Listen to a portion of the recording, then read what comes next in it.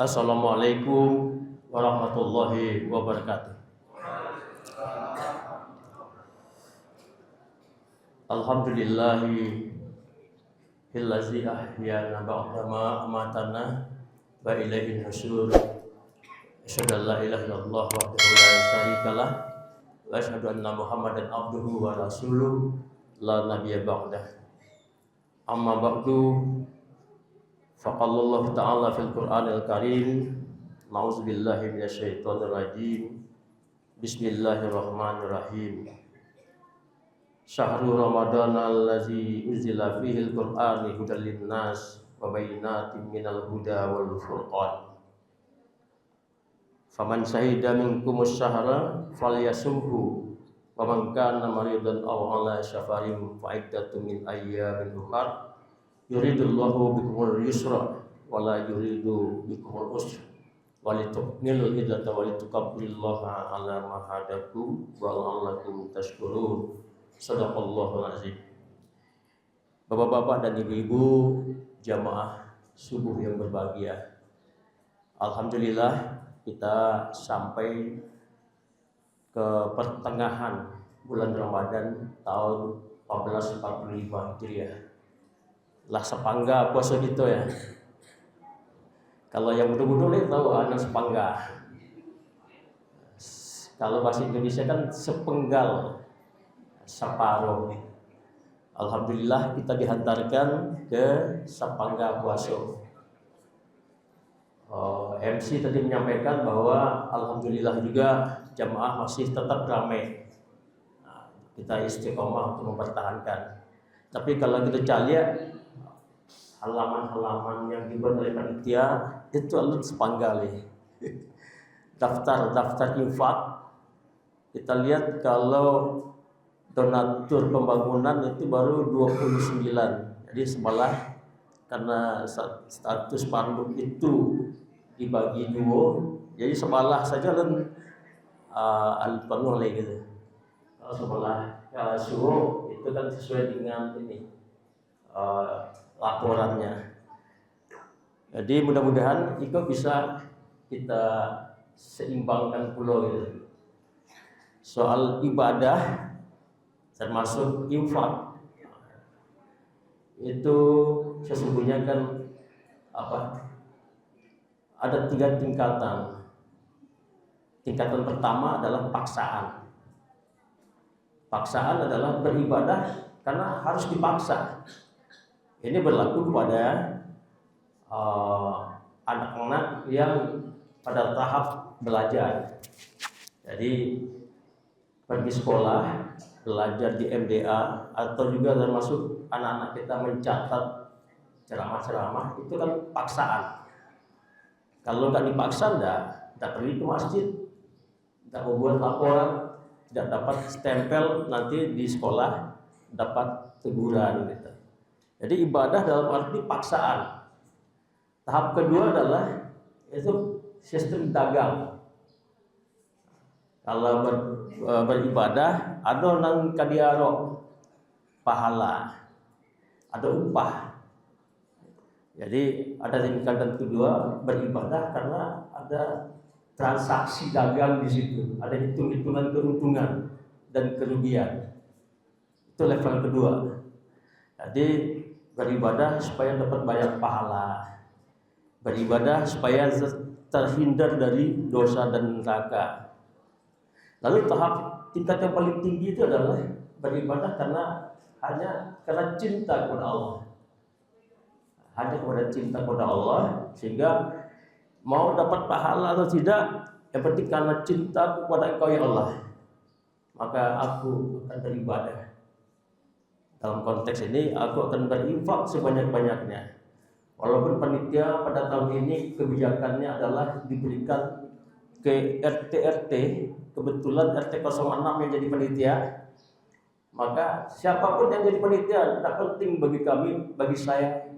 Ya Allah, saya tetap akan berinfak, beribadah untuk syiarnya agama Islam di Masjid As-Sakinah, hanya karena mengharap ridho-Mu. Makanya pernah saya sampaikan Radiatul Adawiyah menyampaikan dalam sebuah ungkapan yang puitis, yang indah. Dia katakan, ya Allah, kalau hamba beribadah karena takut akan nerakamu, tenggelamkan aku di neraka itu.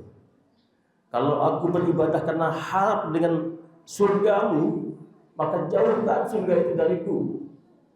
Tapi karena cintaku, kalau aku beribadah karena cintaku kepada engkau, maka terimalah aku gitu. Tempatkanlah aku di tempat yang paling baik. Jadi ibadah karena cinta, nggak peduli dengan siapapun yang menyuruh, siapapun yang menjadi panitia dan sebagainya. Salawat dan salam kita sampaikan, doakan semoga senantiasa tercurah kepada Nabi Muhammad Sallallahu Alaihi Wasallam. Allahumma sholli ala Muhammad wa ala ali Muhammad.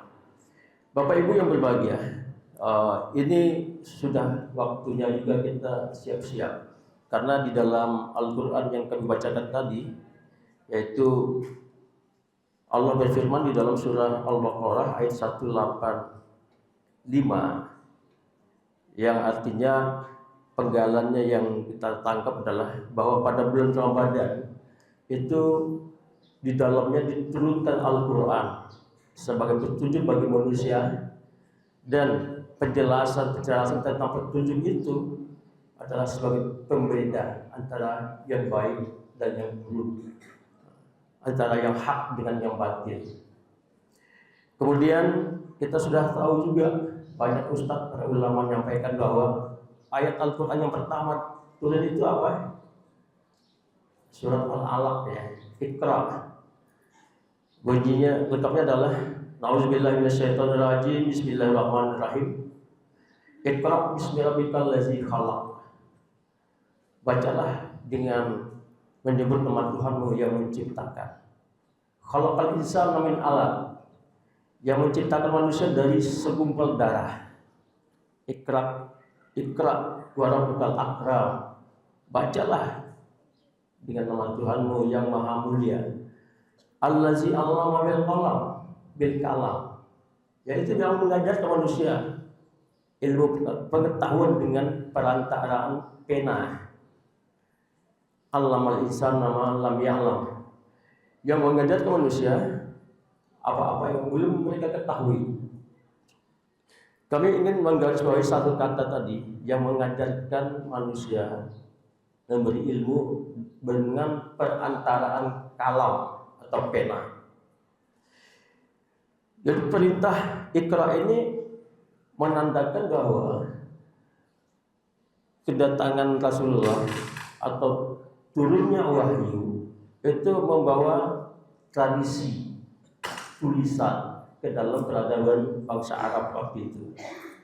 Memang sebelum itu sudah ada tulisan-tulisan, tetapi tidak menjadi media yang digunakan untuk pengembangan ilmu. Jadi oleh karena itu di dalam surat Al-Alaq itu, wahyu pertama yang diturunkan oleh Allah itu menandakan bahwa Islam datang untuk mencerahkan manusia dengan ilmu pengetahuan. Jadi tandanya adalah melalui perantaraan pena atau tradisi menulis. Begitu juga yang terjadi pada masyarakat-masyarakat yang tempat persebaran agama Islam, termasuk Minangkabau dan Nusantara. Kalau kita lihat di Minangkabau, setelah Islamlah baru orang Minangkabau mulai menulis. Maka Pak Datuk Raja Begindo, Pak Yuda Yunus itu menyimpan banyak naskah-naskah kuno yang dengan menggunakan aksara Arab. Bahasanya bahasa Melayu atau bahasa Minangkabau, tapi aksaranya adalah aksara Arab. Jadi ada naskah-naskah kuno yang berisi macam-macam, termasuk Tambo cerita sejarah Minangkabau itu ditulis dalam aksara Arab. Dan sekali lagi, tulisan adalah menjadi media untuk menuliskan atau mengembangkan ilmu pengetahuan. Jadi untuk adik-adik anak-anak yang mencatat, mungkin perlu judul juga ya. Ya mungkin kita beri judul yang besar aja, adat dasar syara bahasa kitabullah. Jadi kalau ada perlu judul, mungkin kita sampaikan ke sana aja. Walaupun nanti isinya tidak sebesar judulnya ya. Tapi kami ingin menyampaikan bahwa bagaimana proses adat itu berkembang karena setelah masuknya syara, setelah Islam, melalui salah satu adalah melalui tradisi menulis perantaraan kalam. Orang Minang pada sebelum masuknya Islam ke Minangkabau, terutama paling gencar itu kan abad 13 sampai 19, itu banyak menulis tentang sejarah, tentang kaji, khutbah dan sebagainya. Jadi artinya kondisi masyarakat Minangkabau sebelum disentuh Islam mungkinlah mirip-mirip dengan tradisi bangsa Quraisy Arab pada saat sebelum Nabi Muhammad SAW diutus oleh Allah sebagai Rasul terakhir pada umat manusia. Tetapi Minangkabau memiliki apa yang disebut dengan falsafah hidup. Alam tak kambang jadi guru. Jadi alam tak kambang jadi guru. Hal itu ternyata sejalan dengan hadis qudsi. Hadis qudsi yang mengatakan tafakkaru fil khalqillah wa la tafakkaru fil khalqi fa innakum la taqdiruna qadrahu. Dalam hadis qudsi itu dinyatakan bahwa diperintahkan berfikirlah atau fikirlah tentang alam ciptaan Allah. Jangan pikirkan zat Allah. Sesungguhnya kamu tidak akan mampu memikirkannya, gitu, memahaminya. Jadi pikirkanlah alam yang menjadi ciptaan Allah. Kemudian di dalam surah Al-Imran dan banyak ayat-ayat yang lain di dalam Al-Quran juga menyebut, salah satunya di dalam surat Al-Imran ayat 190, Inna fi khalqis samawati wal ard wa ikhtilafil laili wan nahar la ayati liulil albab. Pada kejadian langit dan bumi, pertukaran siang dan malam, terdapat tanda-tanda kekuasaan Allah bagi orang-orang yang berakal. Jadi kalau orang Minang sebelum Islam sudah memiliki falsafah alam agama jadi guru, sesungguhnya dia sudah mengamalkan hadis qudsi tadi dan juga termasuk surat Al-Imran ayat 90 tadi dan beberapa ayat yang lain yang berbicara tentang bagaimana alam sesungguhnya adalah ayat-ayat Allah. Alam adalah tanda-tanda kekuasaan Allah. Jadi seperti juga pernah disampaikan bahwa ayat-ayat Allah itu kan ada dua. Satu ayat-ayat kauniyah. Kauniyah itu adalah ayat-ayat yang ada pada tanda-tanda alam. Yang kedua adalah ayat-ayat kauniyah, yaitu perkataan Allah yang disampaikan melalui Jibril pada rasul-rasulnya, termasuk Al-Quran Al-Karim. Jadi orang Minang sebelum mengenal Al-Quran, dia sudah mengenal alam sebagai ayat-ayat Allah. Dan itu sejalan pula dengan apa yang dilakukan oleh Nabi Ibrahim. Saya senang sekali menyampaikan hal ini, karena Nabi Ibrahim sebelum dia mendapat wahyu dari Allah, beliau kan juga dia melihat kehidupan masyarakat yang sangat bertentangan dengan keyakinannya. Lalu dia tegurlah. Lalu ketika dia mencari siapa Tuhan, dia melihat bintang, ternyata bintang hilang. Dia katakan tak mungkin bintang adalah Tuhan. Dia lihat muncul bulan, dia berpikir bahwa mungkin inilah Tuhan. Tetapi ketika bulan juga hilang, sirna, tenggelam, maka dia tidak. Ketika muncul matahari, dia lihat juga bahwa jangan ini Tuhan ini.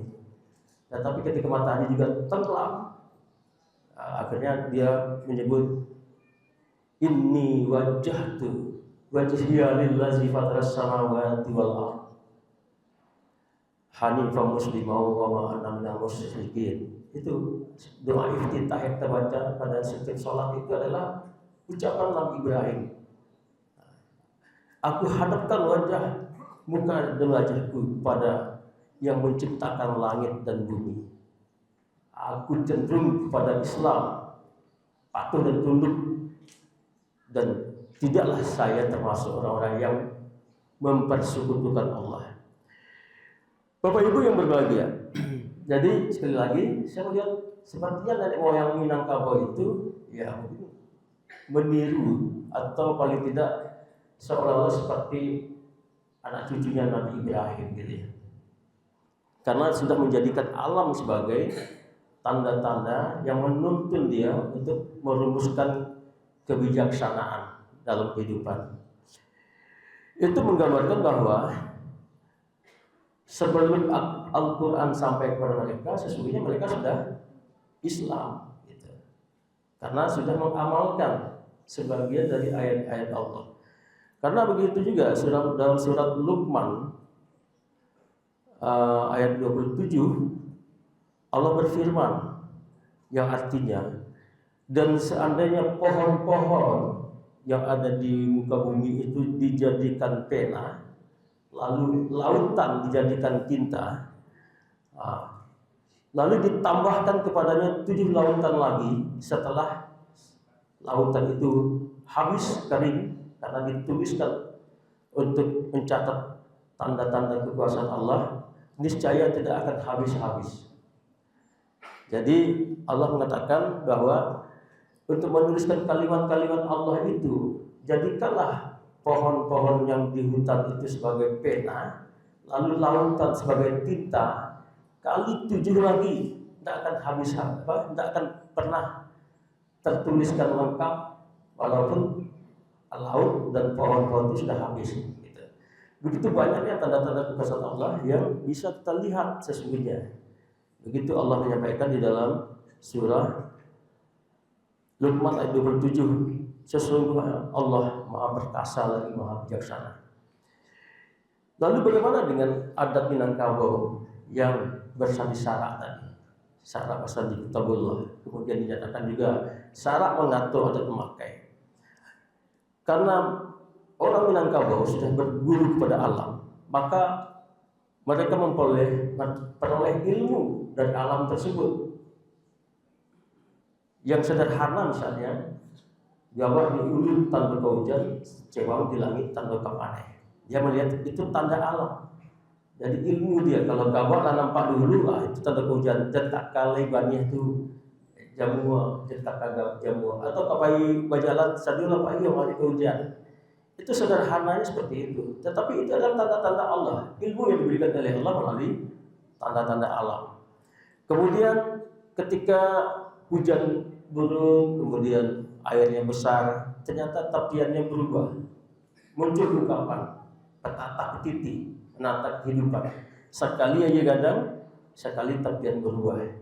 Nan aja ilijo, sekali musim batuka, sekali tahun baru baralia, nan ade baik tujuh, seperti itu.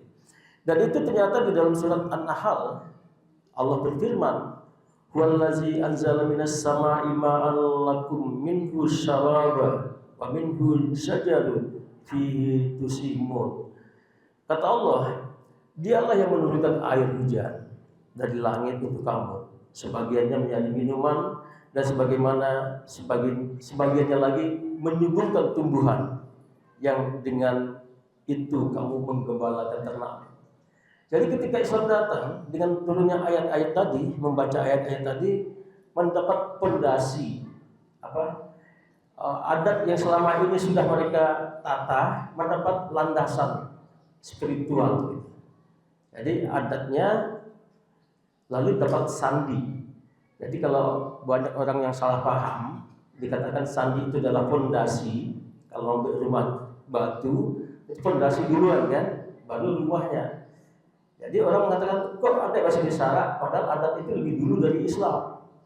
Adat itu lebih dulu dari sarak, sarak baru masuk kemudian.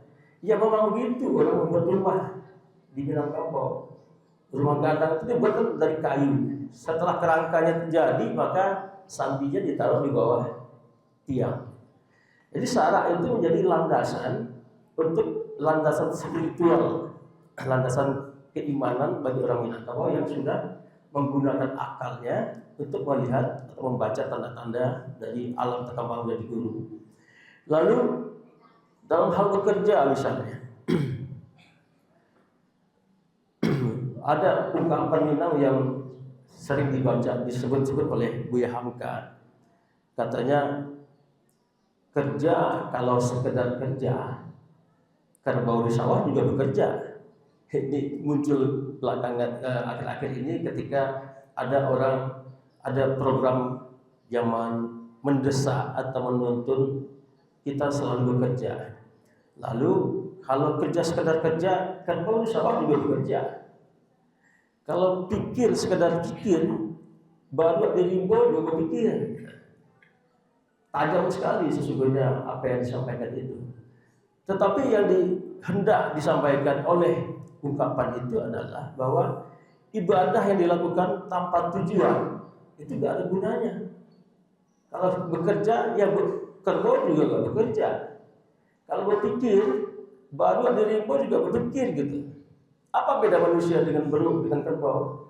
Ya, apa yang dilakukan itu adalah sesuatu yang diyakini baik lalu dikerjakan, ada tujuannya.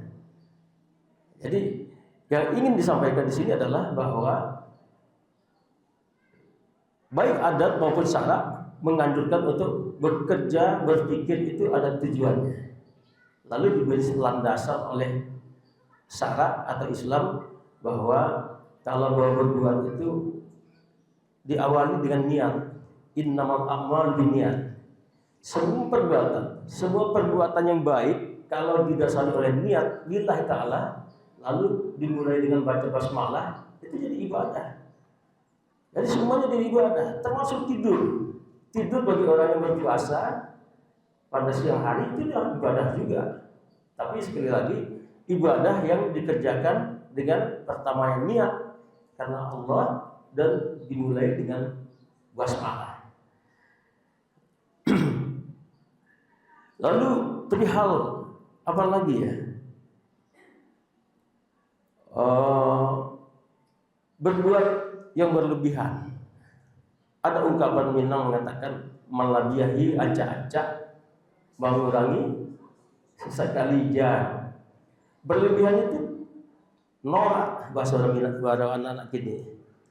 Ancak-ancak itu kan norak, poak.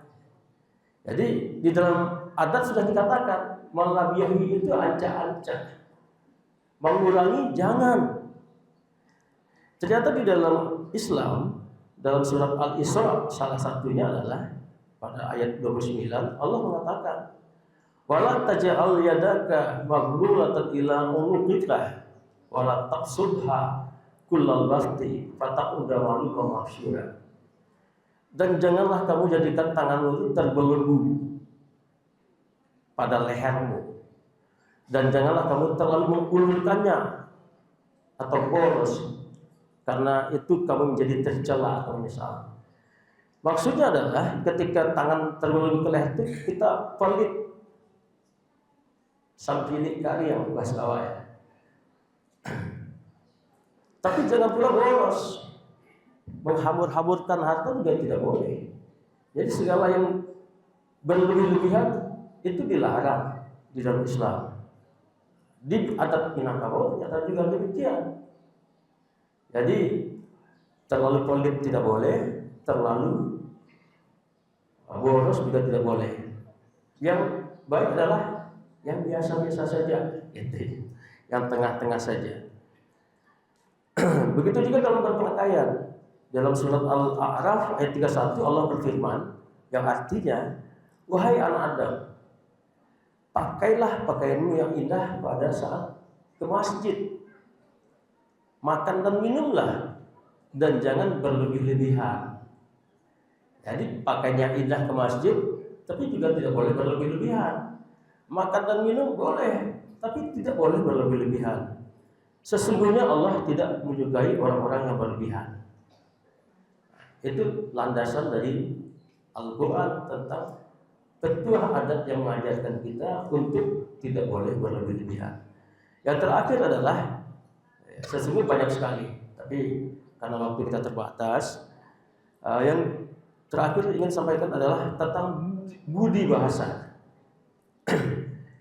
Nan kuliah ialah kundi, dan sirah ialah sago, nan daya ialah budi, nan indah ialah baso. Mulik manih mucitan murah, budi baik baso ketujuh. Itu petuah dari nenek moyang kita mengajarkan bahwa seorang itu harus hati nan daya itu akan terungkap melalui lidahnya. Makanya yang baik budi, nan indah baso. Itu di dalam surat Luqman salah satu Allah berfirman, waqsid fi masjidika waghlud min sautik innal antaral aswati asautil hamid.